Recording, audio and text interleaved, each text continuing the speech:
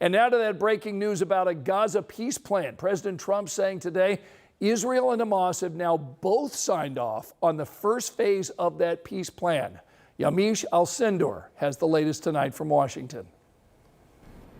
Tonight, President Trump announcing big news related to the Middle East. The president saying that a first phase of a deal has been reached between Israel and Hamas. I want to read to you part of what the president posted online. He said, "I'm very proud to announce that Israel and Hamas have both signed off on the first phase of our peace plan, which of course would be aimed at ending the war in Gaza. This means," he said, "that all of the hostages would be released very soon and Israel will withdraw their troops to an agreed upon line as the first steps toward a strong, durable, and everlasting peace." The president also saying that all parties will be treated fairly. He said that it was a great day for the Arab and Muslim worlds, as well as Israel, surrounding nations, and the United States. The president also posted a video that had been posted by families of hostages who are looking forward to them coming home. They thanked the president for this first phase of the deal being reached and said that they were looking forward to loving their loved ones and bringing them home and hugging their loved ones. The prime minister of Israel also posted a statement, Benjamin Netanyahu, saying, "A great day for Israel. Tomorrow I will convene the government to approve the agreement and bring our beloved hostages home. With God's help together, we will continue to achieve all our goals and enhance peace with our neighbors." President Trump also saying that he's likely to go to the Middle East this weekend, likely going to Egypt. The president also leaving the door open to possibly visiting Gaza, which of course would be a historic trip. Back to you. Yamiche, thanks so much. And we're going to follow both these stories for you overnight. You can see all of the breaking developments over on WTHR.com and on Sunrise, which gets underway tomorrow at 4 a.m. You know, for 2 years, people all around the world have called for an end to this war. And just tonight, Hoosiers rallied over at the State House to push for peace. Our Logan Gay joins me in studio tonight. So, Logan, what was their message? Well, yes, Scott, this Indiana-based coalition launched a week of action against the conflict in Gaza. They say they not only want an end to the war, but they're also demanding Indiana elected officials take action and stop investing state dollars in Israel.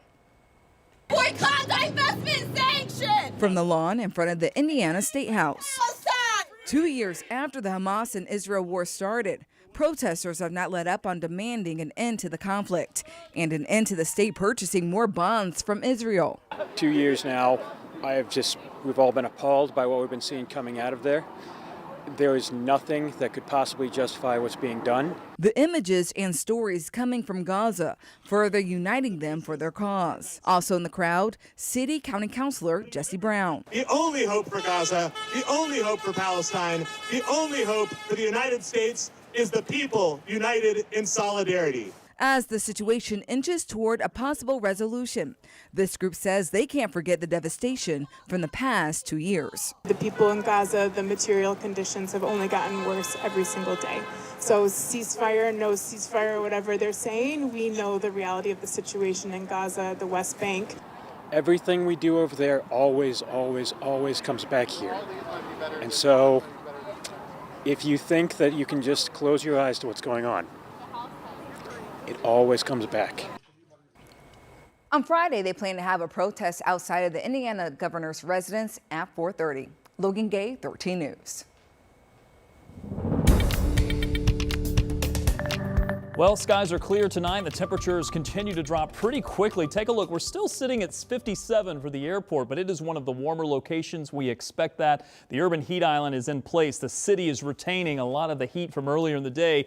Meanwhile, on the north side of the city, 10 degrees cooler. So you can expect that for tomorrow morning as well, as the temperatures will probably slide another 15 degrees or so. I'm going to put 41 as our overnight low temperature tonight. No, there are going to be some 30s across the area. In fact, most locations outside the city, especially north of the city, will be into the 30s, and that means there could be some patchy frost. An update here to the frost advisories that are in place. It now includes Boone County, all locations to the north, Hamilton County as well, Madison County. I'll talk a little bit more about what you can expect over the next couple of days as far as frost advisories. I'll have that coming up. All right, see you in a little bit. Rob, thank you so much. Now to disturbing allegations tonight out of Johnson County. A 16-year-old accused of sexually assaulting a 79-year-old woman in her home.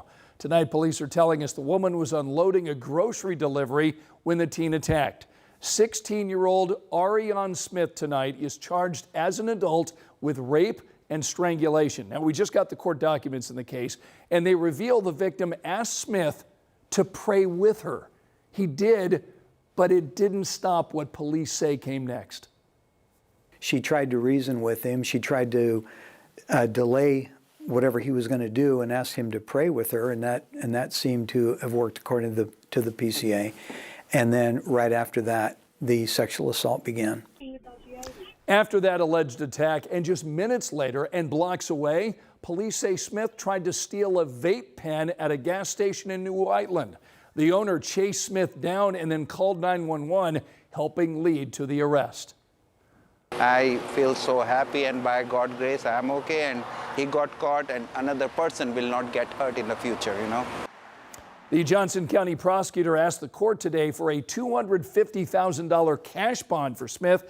Right now, we're working to learn when he will make his first court appearance. An Indianapolis nightclub may be losing its liquor license. Police and city leaders call this bar a problem property. You can find Moon Bar and Grill downtown, but police are telling us you'll often find more than flowing drinks, fights, thefts, underage patrons, even calls for gunfire. The bar has been open a couple of years and its liquor license expires November 12th. The Marion County Alcoholic Beverage Board said no with a 3-1 vote. Board members say letters of concern from neighbors and businesses influenced this decision.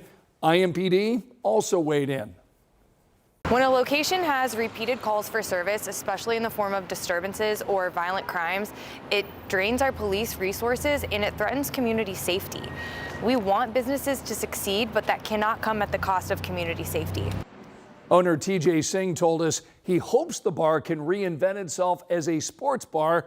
He declined an interview with us. We did reach out to his attorney, who did not answer our calls. Now, this denial appeal will now go before the state's Alcohol Commission. A meeting is scheduled for October 21st. While drivers can expect to see more police on the lookout for impaired drivers this month, local law enforcement agencies right now will be conducting DUI checkpoints throughout the month of October. All of this is funded through a grant from the Indiana Criminal Justice Institute. The goal here, of course, is to reduce the number of crashes that are the result of drinking and driving. This blitz is a partnership between IMPD, state police, as well as the IU Indianapolis and Beech Grove police departments. Here's a look at the other stories making headlines right now. A man set to be executed this week here in Indiana just withdrew the final 2 federal lawsuits requesting to delay the execution. Roy Ward is scheduled to die by lethal injection Friday morning before sunrise in Michigan City. He raped and murdered 15-year-old Stacy Payne in southern Indiana in 2001. Tonight, an Indianapolis woman is charged with murder after a shooting on the east side. Police found 24-year-old Ronnie Amin injured near 38th and Post last month. He died at the hospital. 23-year-old Dacia Jackson is now scheduled to go on trial for that shooting in December. Tonight, we've got the results of a month-long operation by the FBI here in Indiana. According to the agency, officers arrested 114 violent offenders, recovered 26 weapons, and seized nearly 20 pounds of drugs around our state. The FBI teamed up with local law enforcement between June and September for Operation Summer Heat.